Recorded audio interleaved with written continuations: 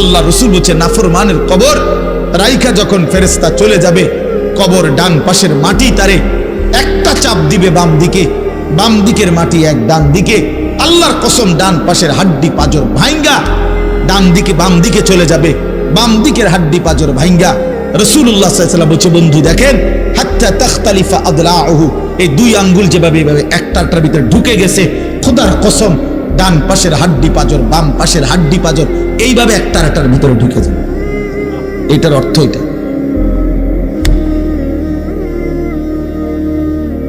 হ্যাঁ, রাসূলুল্লাহ সাল্লাল্লাহু আলাইহি ওয়াসাল্লাম একদিন হযরত বারা ইবনে আযিব রাদিয়াল্লাহু তাআলা আনহু থেকে বর্ণিত, নবীজি একদিন এক সাহাবীর জানাজা পড়তে গেছেন। জানাজা পড়তে গিয়ে খালি কবরের সামনে কিছুক্ষণ দাঁড়াইছেন, তখনও উনারে কবরে রাখে নাই, জানাজাও পড়ায় নাই।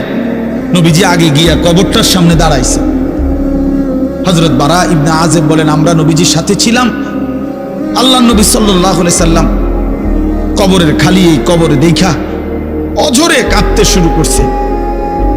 আমরা সবাই সাহাবীরা নবীজির সাথে কাঁদতে শুরু করলাম। অনেকক্ষণ কাইদা নবীজি চোখের পানি মুইছা আজীব কথা বলছে নবী। রাসূলুল্লাহ সাল্লাল্লাহু আলাইহি সাল্লাম সাহাবীদেরকে লক্ষ্য করে বলছে, ইয়া ইখওয়ানি লিমিসলি হাদা ফাআইদ্দু, আমার বন্ধুরা আমার সাথীরা এই কবরে যাওয়ার জন্য তোমরাও রেডি হও। ফাআইদ্দু, তোমরাও প্রস্তুতি নাও। অচিরেই তুমি আমি সবাই এই কবরেই পৌঁছে যাইতে হবে। রাসূলুল্লাহ সাল্লাল্লাহু আলাইহি সাল্লাম বলছেন, প্রিয় বন্ধু আমার, জওয়ান সাথী আমার, সামান্য এই কয়েকদিনের জওয়ানি নষ্ট না করা, নষ্ট না করা, কোনোভাবেই নষ্ট না করা। তো এই জন্য বললাম এই সূরা মুলক এটা আল্লাহ তাআলা অত্যন্ত ফজিলতপূর্ণ একটি সূরা। রাসূলুল্লাহ সাল্লাল্লাহু আলাইহি সাল্লাম বলছেন এটা কবরের আযাব থেকে রক্ষা করবে। এই সূরা নিয়মিত তাফসীরের মধ্যে আমি নিজে পড়ছি, তাফসীরে কুরতুবীতে আছে। আল্লাহর নবী সাল্লাল্লাহু আলাইহি সাল্লাম বলেন, লাওয়াদিত্তু, নবীজি বলেন আমার দিলের আশা, আমার দিলের তামান্না, আমার উম্মতের প্রতিটা মুমিন তার কলিজার ভিতরে তার জবানে এই সূরা মুলক থাকুক, সূরা মুলক থাকুক। অর্থাৎ রাসূলুল্লাহ সাল্লাল্লাহু আলাইহি সাল্লাম বলতেন আমার প্রতিটা মুমিন বান্দা উম্মত যেন এই সূরা মুলক তেলাওয়াত করে, যেন কবরের আযাব থেকে রক্ষা পায়।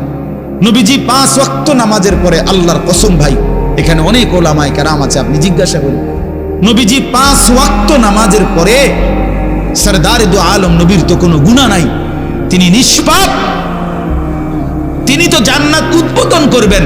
আনা আউয়ালু মান ইয়াকরাউ বাবাল জান্নাহ, নবী বলছে আমি সেই মুহাম্মদ যে প্রথম জান্নাতের দরজা আমি নাড়ব,